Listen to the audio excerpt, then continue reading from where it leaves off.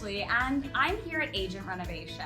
And at Agent Renovation, we make your life as a realtor easier by providing you templates and winning strategies for how to get the job done so that you don't need to trial and error it. Because we know that resources are tight in real estate, and the better you leverage your resources, meaning your time, energy, and money, the quicker you're gonna win, especially at the door. In today's video, I'm gonna share with you my new door knocking flyer that I created for a brand new city I've never even door knocked in.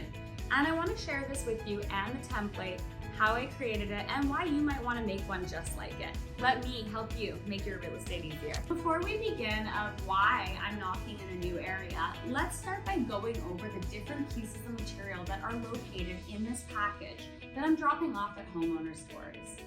So let's look at the different pieces. In this package, we have 3 pieces, but really there's 4. You have the Post-its, which are our notepads for this. They come with the sticker, the community sticker that we love to use for everything we do. I rotate which community sticker I'm supporting at any given time depending where I'm knocking. For this one, I've chosen Beautiful, the smoothie bar of everyone's choice in the city I live. It's everyone's favorite, so it's always a winner. So that's technically 2 pieces of material. You've got your Post-it note or your notepad plus your community sticker. After that, you've got your business card, the one that should match your photo with every other piece of marketing material you have. Everything you hand out should look the same. You can see that this photo is located literally everywhere. It works, and that's why we do it. Remember, real estate is not a business to reinvent the wheel. Real estate is a place where you do what has always worked because that's how it works. So next we're gonna look at the new flyer. Now, I've called this a market update, but it's not. This is a lead magnet. This is a call to action lead magnet. This is gonna make people call me. It's also gonna attract them to me. I think you guys know, although I do love door knocking, I love door knocking. I don't like chasing. I go door to door to provide value, and then at that point, I let the clients be attracted to me. I don't chase them at the door. I provide value, and I let the ones that I'm the right match for choose me. So here I've called it a market update, and I have provided a lot of value. Everybody wants to know what their neighbor's selling for. Everybody wants to know what their neighbors are doing. That's just human nature. You'll also notice right here, I've actually called out the neighborhood. So on the very top, Ambleside and Dunderave are 2 sub-areas, aka zones of a region. They are both in West Vancouver. And I have put them here instead of the word West Vancouver because if you were in Chicago and you said, this flyer is for Chicago, who cares? If someone asks you what real estate is doing, you must respond, where? What neighborhood? Real estate is local, meaning to each neighborhood. You can't have a general stats flyer for an entire city. That will be of no purpose and of no value to most people you're going to interact with. Instead, call your audience out. If your audience is living in Ambleside and Dunderave, it should say Ambleside and Dunderave, not the city name. Go with the neighborhood name. Call them out. So when the person receives this, they go, oh, I live in Ambleside. I wonder what's happening in Ambleside. And they're going to be more engaged with your flyer right away. Now, this one's kind of unique. We have something coming to Vancouver right now, which is called a cooling off period. All you need to know if you don't live in my city is we have a new regulatory law that's coming into place that's going to govern how real estate is happening here in our city. If you have any regulatory changes in your city, you can replicate this the exact same way. Your call to action does not need to be the same as mine.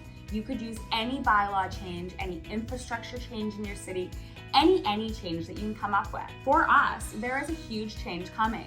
At this current moment in time, Vancouver is about to do something insane, I would say, quite insane.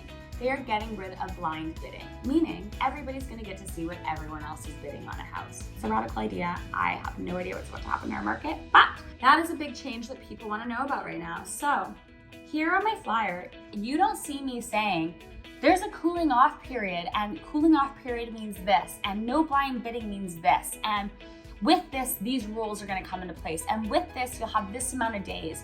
I'm not giving any information away. Why would I? I want them to call me. So I'm actually leaving a flyer that says, do you have any questions about the regulatory changes? What is a cooling off period?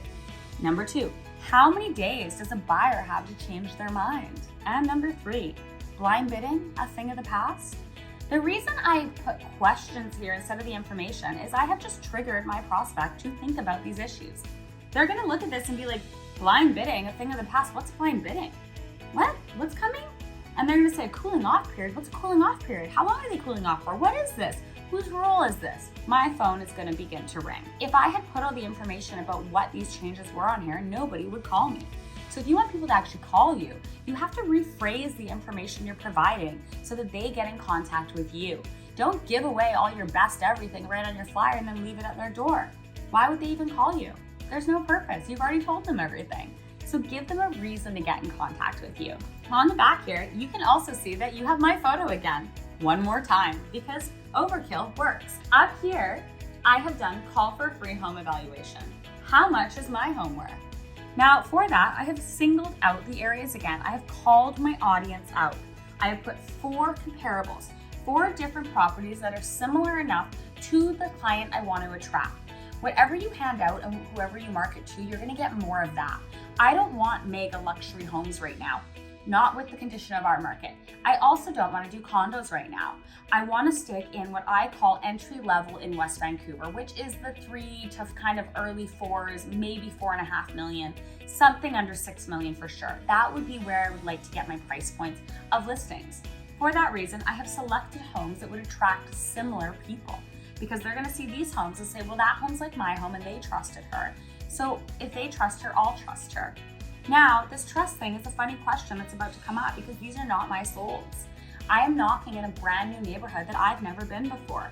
It's not my city. It's not the city my office is in. And I went to my brokerage and I asked them to provide me with comparables from our office. So if you don't have listings where you want to go door knocking, that's not a problem. You need to move back to your leverage game. In the leverage game, if you haven't heard our podcast, we have a whole podcast about how to leverage resources, how to trade your time, energy for money, and vice versa, or trade ideas for money. In this case, I have traded with my brokerage to leverage their listings. I had to print these myself, and this was all provided to me by my brokerage. I haven't sold a single house in that area. That works. So make sure you check with your regulatory board that you include all the disclosures you need if you are advertising anyone else's listing. Also make sure that you have permission from the person and or the office depending on the rules in your city. But I love my new flyer. What do you think? My box with how many homes I plan to hit that day. I will take my flyer. I will put it inside of my notepad. Ta-da. And then the card. Ta-da. How many times do you count my face? All jokes aside, having your face on everything has many pros and cons. If you haven't taken my door knocking masterclass, I actually have an entire video on the cons of farming to the extent that I farm in the neighborhood you live. This has been Ashley from Agent Renovation, and if you loved my video all about the new flyer and how to get people to call you and ask questions instead of you giving out the information, then hit the like button, the subscribe button, and leave me a comment.